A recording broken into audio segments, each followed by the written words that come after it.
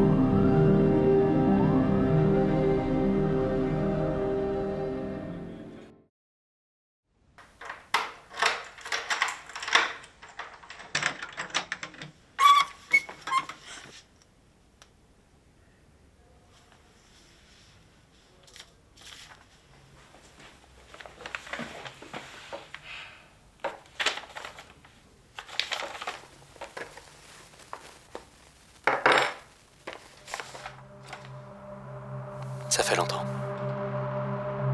T'as plus l'habitude. Je comprends. Moi, je suis prêt.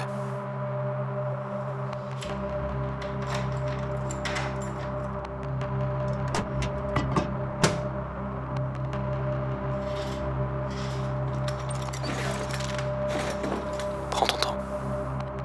Moi aussi, la première fois, ça a été dur. Ça faisait longtemps que j'avais pas entendu une voix humaine. On s'habitue vite, hein, à cette merde de voix synthétique. Monocorde, sans vie.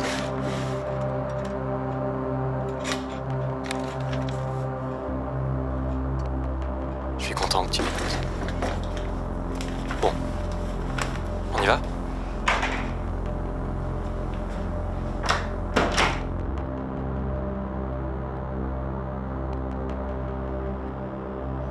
J'espère que ça n'a pas été trop difficile pour arriver jusqu'ici.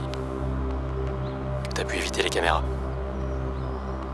Tu sais, si tu m'écoutes, c'est que t'étais choisi.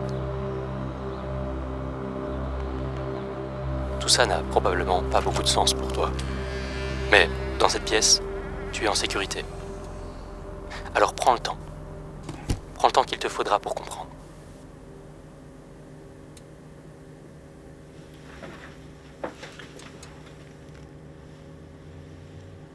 Autour de toi, tu vas trouver plusieurs documents qu'on a accumulés au fil des années. Certaines révélations vont te choquer. Tout ça a commencé par une annonce au JT.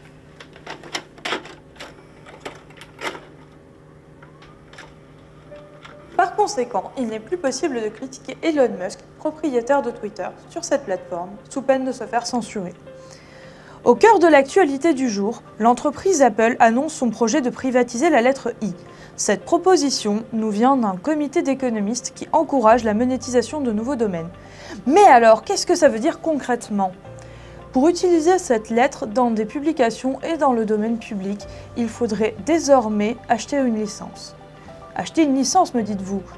Niveau prix, nous n'avons pas encore beaucoup d'informations. Nous pensons qu'il s'agirait probablement d'un abonnement mensuel. Notre équipe est partie vous demander ce que vous en pensez. Alors je fais quoi ? Je parle plus. Enfin, la vie c'est ça, c'est parler avec des gens, communiquer. Si on sait plus parler, ça n'a pas de sens. Surtout pour de l'argent, enfin, ça mène à quoi de payer pour des lettres, enfin, on est où C'est marrant parce que je m'appelle Ignazio. Alors vous voyez un peu, si je dois acheter le i, je dois acheter mon prénom. Là, ça prend. Enfin, moi, j'avais pas entendu parler de ça, mais ça prend des proportions un peu exagérées. Enfin, genre. Faut se dire que c'est quelqu'un qui a acheté ça. Comment est-ce qu'on pourrait acheter une lettre de l'alphabet ? Pourquoi ? Comment est-ce qu'on fait ? Nous reviendrons sur cette actualité dans une prochaine émission. Actu lecture du jour. Les bibliothèques s'inquiètent sur la possible disparition. La plupart des gens n'ont pas du tout pris cette annonce au sérieux. J'en faisais partie. C'était inconcevable à l'époque. D'autres, par contre, se se sont mobilisés, presque immédiatement.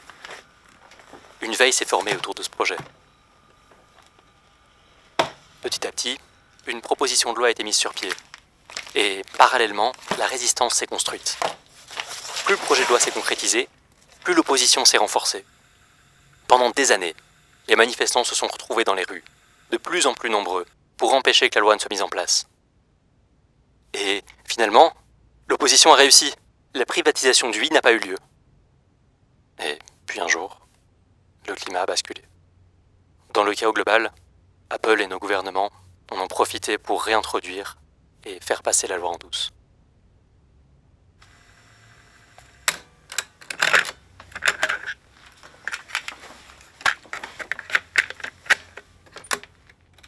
Les profs durent adapter leur cursus, s'auto-censurer. Le I était devenu une faute d'orthographe. Certains auteurs ont accepté de republier leurs œuvres en enlevant le I. D'autres, en revanche, ont disparu des étagères.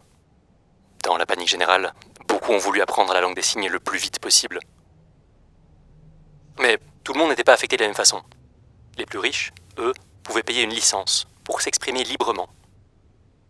Les autres, pas de chance, ne pouvaient pas se le permettre. Et ceux qui refusaient de payer étaient accusés de vol de propriété intellectuelle et se faisaient violemment réprimer. De cette répression est né un mouvement. Un mouvement clandestin d'expression radicale. Babel. Salutations citoyens du monde, ceci est un message de Babel. L'action conjointe d'Apple et de nos gouvernements porte atteinte à une liberté fondamentale de l'humanité. Permettre la privatisation d'une lettre est le début d'une tendance qui, à long terme, menace la liberté d'expression. Babel exprime son opposition face à cette décision en affirmant que la liberté d'expression doit prévaloir sur l'intérêt financier des actionnaires. À moins qu'une révision de cette décision ne soit mise en place, des mesures seront prises à travers le monde et visibles par toutes et tous. Babel se construit, rejoignez-nous. Votre expression est un acte de rébellion. Le silence ne protège pas la liberté. Leurs menaces ont été exécutées. Du Christ Rédempteur au Taj Mahal, en passant par l'Atomium, on a pu voir des I projetés gigantesques partout dans le monde. Ce qui a pu redonner un brin d'espoir à l'humanité, mais malheureusement, il était trop tard. Et ça n'a rien changé. La perte du I était majeure pour nous, mais catastrophique pour les anglophones, qui, avec le I, perdaient aussi le pronom « je ». Ils n'auraient donc plus la capacité de s'exprimer individuellement.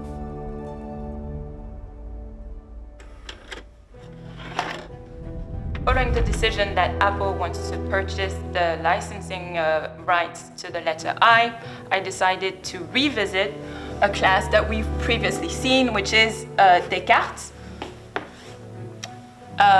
So what we saw previously is his famous quote, "I think, therefore I am." But say we're unable, us, the common people, to use this letter, then it will change to "we think, therefore we are."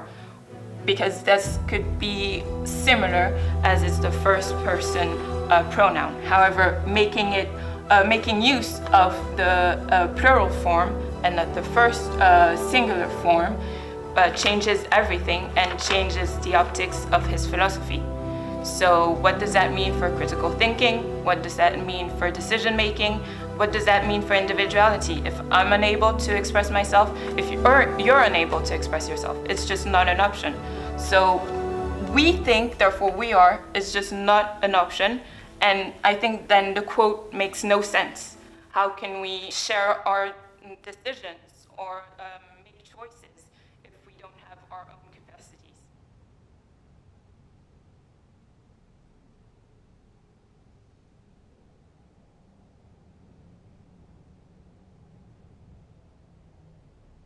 Les conséquences de la perte du I allaient beaucoup plus loin que ce qui avait été prévu.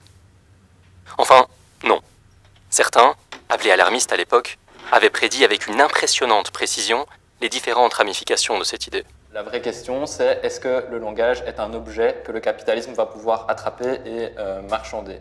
Bon, ici, on a une réponse brutale d'Apple qui nous dit oui, le langage est un objet qu'on peut s'approprier et marchander. On pouvait s'y attendre, hein, il y avait pas mal de signes indicateurs depuis quelques années là, qui nous disaient que le langage allait rentrer dans cette marchandisation générale, on peut dire. Et voilà, la question qu'on doit se poser, c'est pas tellement comment repousser ça, c'est plutôt comment nous s'approprier le langage pour en faire un moteur de la résistance, finalement. Le langage, c'est quand même quelque chose de sacré. Ça a toujours été un peu lié à la magie. Les mots, ça permet de faire des actions aux personnes. Les grands discours ont toujours marqué les révolutions et ça a quelque chose de réellement magique, hein. C'est plus une question de système capitaliste et de système de consommation, de système de production. Et peut-être que là, ça permettrait d'envisager des solutions un peu plus concrètes. Donc moi, c'est peut-être pas forcément la question qui me fait le plus peur, la disparition de ce concept de responsabilité, du moment que nous pouvons continuer à pointer du doigt les responsabilités collectives. C'est une erreur et un sophisme de dire que les concepts qui contiennent la lettre I vont disparaître. La vérité, c'est qu'ils ne vont pas disparaître, c'est qu'ils vont être privatisés. C'est-à-dire qu'il y a seulement certains individus qui ont les droits sur ces concepts qui vont pouvoir les utiliser. Ça nous montre le lien direct qu'il y a entre langage, capitalisme et pouvoir. On a quelque chose comme le langage qui ne devrait pas pouvoir être privatisé par certaines personnes. Mais le problème, c'est que ça implique de changer tout un autre système. Si on dit que le langage ne peut pas être le propre d'une personne ou d'un groupe de personnes, alors il faut dire aussi que les moyens de production ne peuvent pas être le propre d'une personne ou d'un groupe de personnes. Et là, ça va commencer à poser un sérieux problème à ces personnes qui se sont appropriées les moyens de production. Mais si le philosophe que je suis peut donner un conseil aux militants, essayez de recréer un maximum de liens et n'oubliez pas qu'il y a déjà des choses qui sont là pour nous aider à continuer la lutte et à ne jamais s'arrêter de résister. Petit à petit, chaque lettre a été vendue. C à Coca-Cola, M à McDonald's, N à Nestlé. Tout l'alphabet avait été privatisé.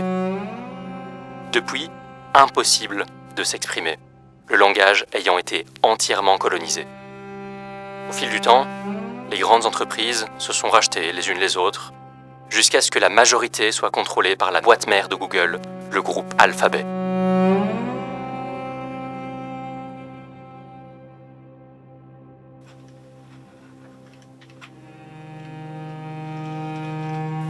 J'ai rejoint Babel. Et maintenant, tu te retrouves dans la même situation. C'est à toi de choisir.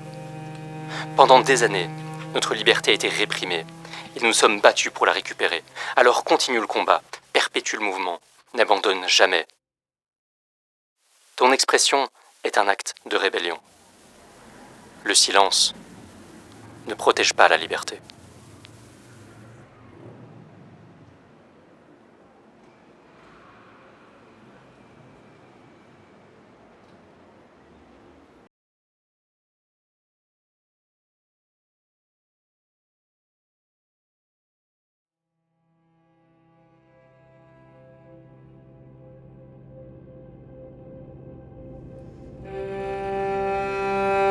Thank you.